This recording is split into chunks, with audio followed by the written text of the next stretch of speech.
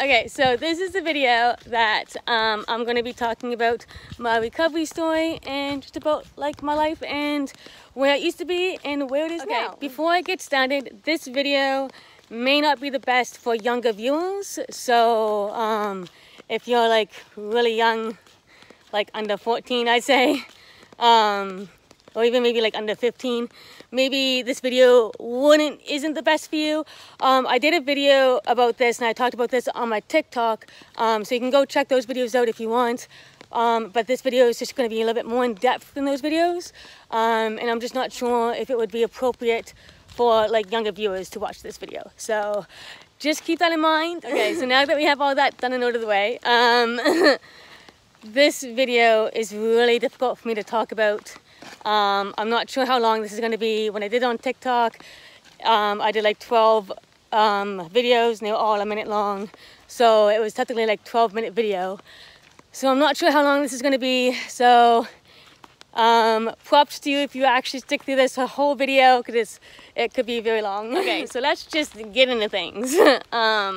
So when I was younger, when I was 19, I am now 31. I'm almost 32 in like a few weeks.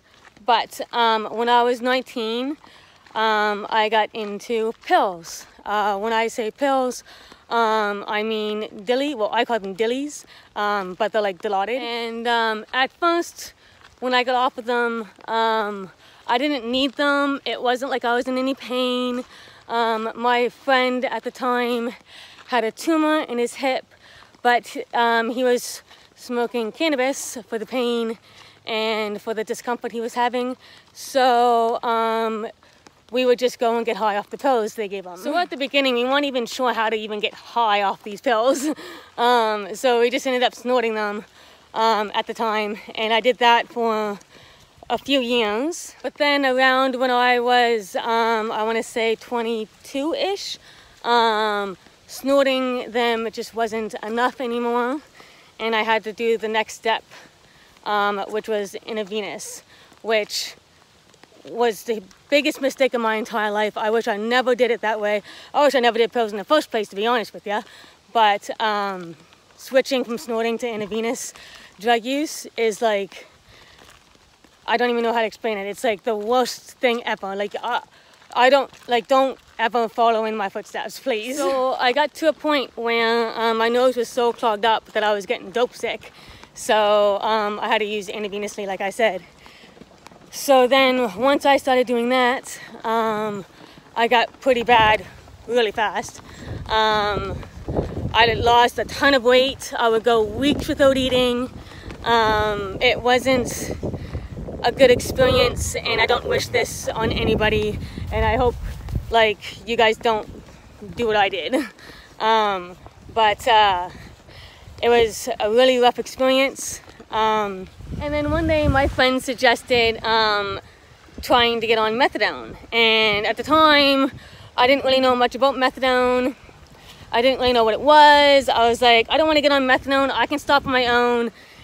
I'm good, it's okay. So I've been to detox, I don't know how many times, I lost track. I've been to rehab as well, and none of that stuff really helped me at all. As soon as I got out of detox and as soon as I got out of rehab, I went straight back to the people that I used to hang out with, and I just kept relapsing. And so after going in and out of detox and going to rehab and nothing really working for me, I've been to addiction counseling, I've been to addiction services. I tried everything that there was available for help to help me to stop. I tried cold turkey, nothing was helping, and it was just getting worse and worse as I kept using. Every time I stuck that needle in my arm, I was playing Russian roulette. I could have died each time I did that. And I'm so grateful that nothing happened to me, and I'm still here today to tell you this story. So then eventually I realized, okay, maybe I should try methadone. So I applied to get on methadone. It took a long time to get on methadone. I was on a wait list, which in my opinion, I feel like there shouldn't be a wait list for methadone. But anyways, so I was on a wait list. I called them every single day, probably 3 or 4 times a day, saying, I still want to get on methadone. I'm really sick. Like, can I get on methadone? Am I still on the wait list? Blah, blah, blah. And then eventually, I think I was on the wait list 4 months. And then they called me and said, okay, I can come in to get my first dose. So my first dose of methadone was July 3rd, 2012. And it doesn't work right away. So I was still using intravenously while I was on methadone for the first little bit, until my body got used to the methadone. And then eventually I got to a point where the pills wasn't doing anything to me. So then I just gradually just stopped using. And the methadone started working. And once I got on methadone, I applied to go to university, and I got in, thankfully, and so I got to go to university. That was really fun. I'm so grateful that I got to go to university. I tried doing those NA meetings, like Narcotics Anonymous meetings. They didn't work for me at all. But I tried going to them like on and off, and just it wasn't the scene for me. But I started doing much better once I got on methadone, and I started going to school again, and I was meeting some good people, but I was still scared to make friends at this point. Once I got on methadone and I legit like just stopped using, like eventually just like stopped using, I stopped talking to everybody that I used with. I like pretty much blocked everybody out of my life. So I had nobody around that I talked to. I had no friends, but I was okay with that because I wasn't using and I don't want to use. So I had like no friends, and I still really have no friends to this day. But while I was on methadone, my life started to improve. I started to gain a little bit of my weight back. I didn't get like really big, but like I was down to probably, I think it was like 105 pounds when I first got on methadone. And then I got back up to 120-ish. So that was really good. I was really glad that I gained a little bit of that weight back, because I was looking almost like a skeleton. Like it was getting scary, because like I said, I would go weeks without eating before when I was using. So methadone really helped with that. But methadone didn't come without its side effects. I had a lot of side effects from methadone. It really messed my stomach up. I had really bad stomach issues while I was on methadone. I would puke a lot when I was on methadone. And it was also very difficult to eat while I was on methadone. It was a lot easier to eat while I was on methadone than I was using pills, but it was still very difficult to eat while I was on methadone. So like that was an issue as well. But while I was on methadone, to help me with my appetite, I had a prescription for cannabis. So that helped me to be able to have an appetite so I could eat as well. So I was on methadone for a few years, and then I decided, you know what, I don't hang out with the people that I use with anymore. I don't really know any of them anymore. I think I had like a couple of them still on my Facebook, but like a majority of them I blocked and deleted, and like I don't even talk to them anymore. Even the people that I still use with, or that I used to use with, that are still on my Facebook, I don't even talk to them anymore. So it's like, I was like, okay, you know what? I think it's time that I can wean off of methadone now. So I started to wean down. It was very difficult, and at the beginning I was going pretty slow. Through actually the whole process I was going pretty slow. I was on a dose of 80, was my highest dose of methadone. And then when I started to wean down, I started to wean down by like 5 at tops a week. Oh no, not a week. It was like a month, like 5 milligrams or whatever it is, 5 whatever a month. So at the beginning, I would go from like 80 to 75, and then at that time, it didn't really bother me. Like I didn't get that sick. And I was doing really good, and I was like, man, I'm not even getting that sick. I don't know why everybody's telling me that like getting off methadone is so difficult, because I wasn't getting sick at this point. And then I got down to about, I think it was 40 or 50 maybe, and then I started feeling sick when I started dropping, and then I took it down to like 3 a month, and even some months I didn't even drop because I was so sick. So sometimes I would just stay on the dose I was at and not drop because I was just so sick. When I say sick, I don't mean like sick as in like the flu. I mean sick as in like withdrawals, because with methadone, when you come off, you still get pretty sick. Like you still go through withdrawals. So then once my withdrawals were getting a little bit more bad, once I started weaning down a little bit slower. So like I said, I was going down like 3, sometimes 2, sometimes I wouldn't even drop in a month. But then I got down to like 10, and then I got down to 5, and then like it was getting really bad. Like my body aches. So my hand just went in front of the camera, sorry. But like the body aches, and the not sleeping, and like just such discomfort. Like it's just such a bad experience. I don't want to ever have to go through this again. But it was getting really bad at the end. And then my last dose of methadone was October 22nd, 2017. And after that, I didn't have no more methadone, and I was so sick. Oh, it was so bad. Like, I can remember, okay, they changed things from the time when I like went into detox, from the time when I started weaning off of methadone. Because at this time when I started coming off of methadone, they used to take you in detox if you're coming off of methadone. But now they don't take you. So I tried calling all these detoxes to see if I could get help and see if they know any tips of how to help with this, like with the body aches and the restless legs and like all this withdrawal symptoms I was having.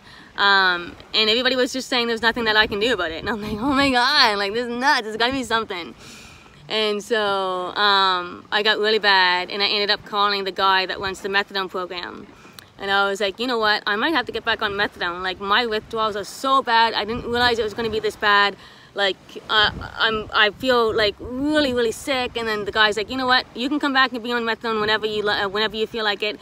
Like it's here if you need it. It was a Tuesday night, I'm pretty sure I called him on a Tuesday night, and the clinic was open on that Tuesday night. So he was like, you can come up tonight if you want, if you need to, and get your methadone back. So I was like, so like I sort of wanted to go back, but then I was like, another part of me was like, no, Sarah, you've gotten so far, like you can't be doing this. Like you gotta just keep going and just stick it out, you'll be fine. Once you go through this once, you won't ever have to go through it again.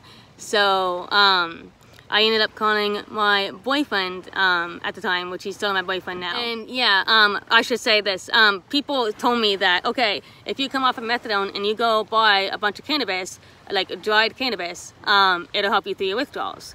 So I went out and bought, oh God, I want to say like 2 ounces. At the time I had a prescription, don't worry guys, okay? So I had a prescription, but I got like 2 ounces, I think it was. And I smoked it all within like one night, and then I was like, okay, this is nuts, I don't have anything left. That bud didn't do nothing for me, it was stupid, I don't even know why people say that.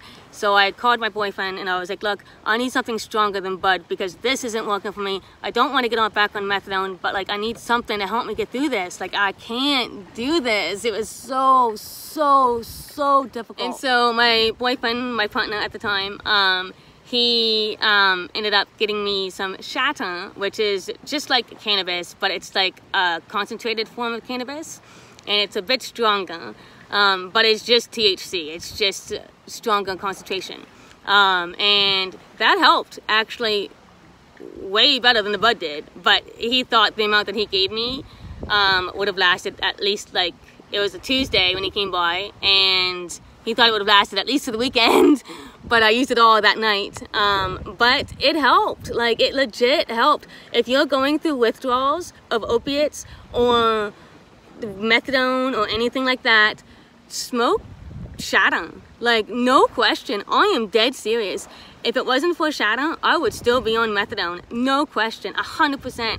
Like, it has, like, not saved my life, because I think methadone saved my life. But shatter has definitely gotten me off of methadone, 100%. Like, oh my gosh, I owe so much to shatter, and cannabis and just my, like, the doctors that helped me get my medical license, and just like, oh my goodness, I'm just so grateful. Like, I can't even express how much it has helped me, and to help me get off of methadone, and I'm just so grateful. And like, yeah, I was still very sick with the shadow that Johan was providing me. I was still having the restless legs, I was still not eating, I was still not sleeping, I was still having really bad body aches, but it was tolerable. With the bud, it wasn't enough. It was still too much for me. But with the shadow, it definitely was tolerable. So I got off methadone October 22nd, and my first dose with nothing was October 23rd, 2017. And my first dose of methadone was July 3rd, 2012. I don't know how many years that is, but that's as long as I was on methadone. So the withdrawals lasted,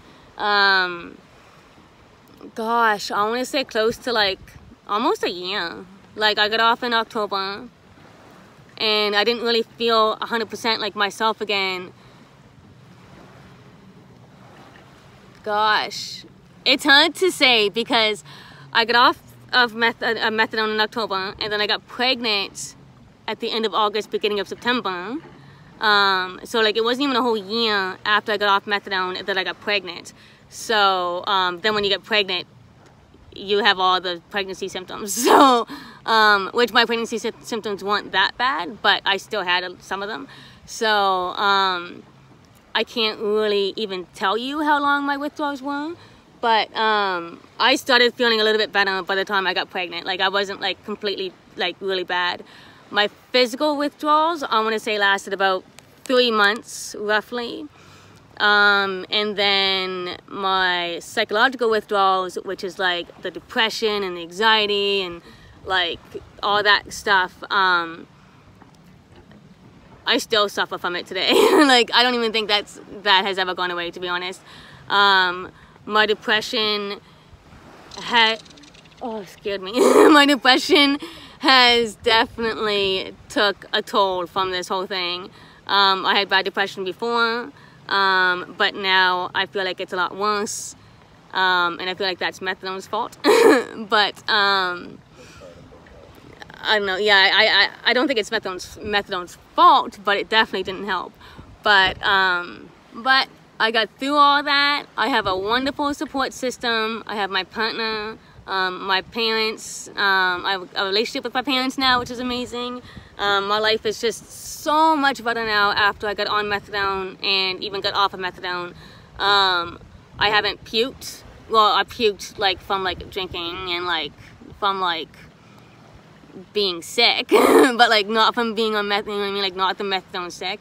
I maybe only gotten sick since I got off of methadone, not even 10 times.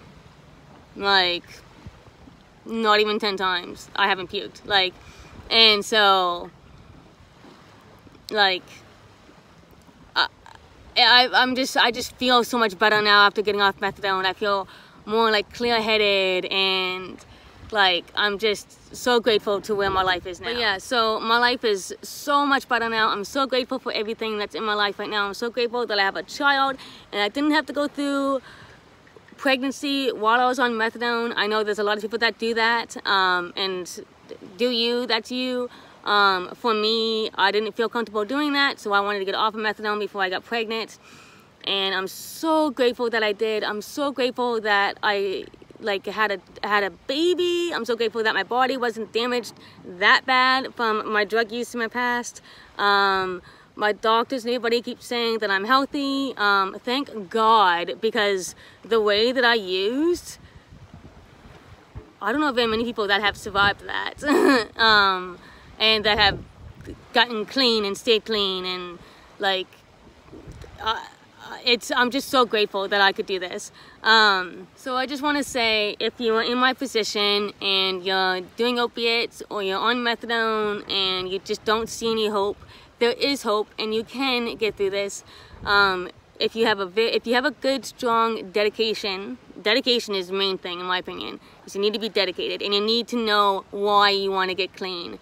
For me, it was because I wanted to have a kid, and I didn't want my kid to like, I know that when you get pregnant with methadone, your child goes through a little bit of withdrawals when they're born, and I didn't want my kid to go through that, because with me, in my opinion, I should have to go through the withdrawals because I'm the one that did it to myself. My kid didn't put drugs into the system. My kid didn't like have to go through that withdrawal. So I wanted to get off of it. But like I said, if you're one of those people that have kids when you're on methadone, that's props to you. It just wasn't my thing. So yeah, so what helped me was shadow, especially shadow. Indica shadow, if you know anything about shadow or cannabis, you want to do indica, because for me at least, the withdrawals caused a lot of anxiety, and with sativa it could make my anxiety a lot worse. So in my opinion, it would be, you would want to have indica. But yeah, so you can definitely get off of this stuff. You can definitely live the life that you want to live. It is very difficult. Like I said, I had to get rid of everybody that I know. Like, I don't talk to anybody that I used to use with. And if somebody that's watching this video, and I used to use with you, I'm really sorry, and I hope everything is going really well for you. But I just don't want to be friends again. Okay, so I consider myself clean even though I was on methadone.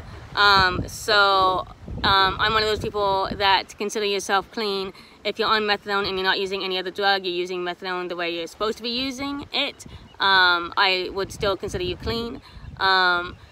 So yeah, so I consider myself clean since I got on methadone. I haven't used anything that got me on methadone after I got off of methadone. I didn't go back to those drugs at all. I don't have any plans on going back to those drugs at all. It just doesn't interest me anymore. I have a kid now, I have a family, I have a good relationship with my family, and like, I don't want to lose that.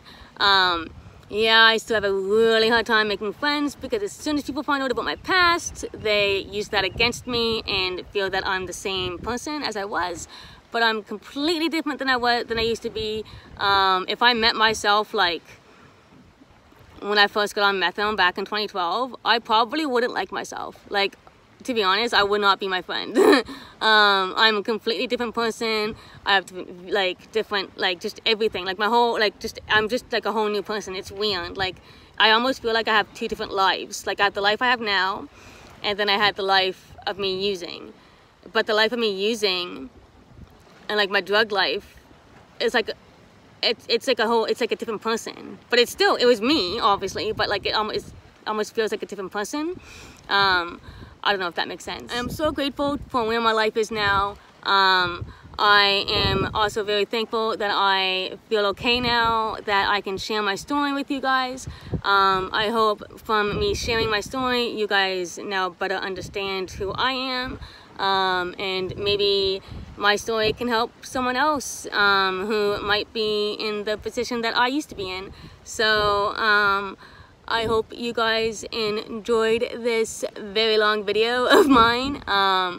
If you made it all the way through the video, congratulations. And I'm sorry, I know it was a very long video.